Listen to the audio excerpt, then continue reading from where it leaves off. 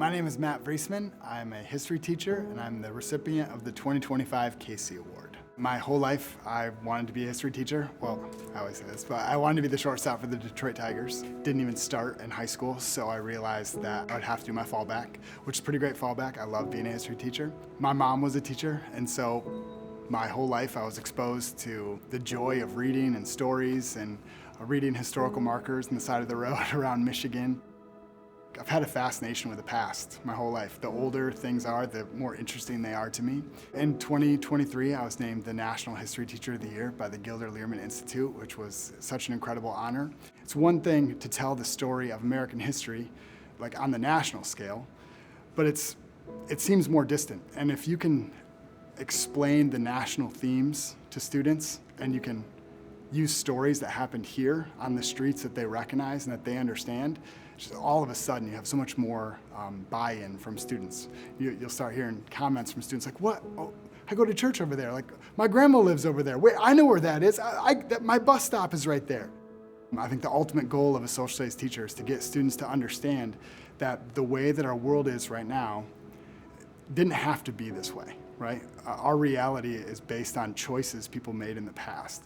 Facts and data, we think that's what changes people's opinion, right? Like, well, I'm just gonna show you these facts. I'm gonna show you, this chart, and then you'll, change your mind on, whatever it is.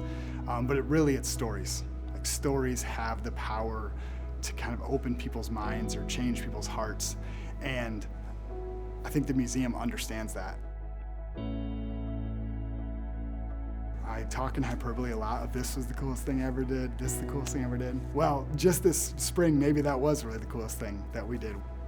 Instead of taking students to a GR Stories event, the museum allowed East Kentwood students to be the GR Stories event. Our students interviewed their parents and their grandparents who were refugees after the Fall of Saigon in 1975. They did the interviews, and then the museum gave us the space and opportunity for our students to get up to the microphone and just tell their stories. It was incredible.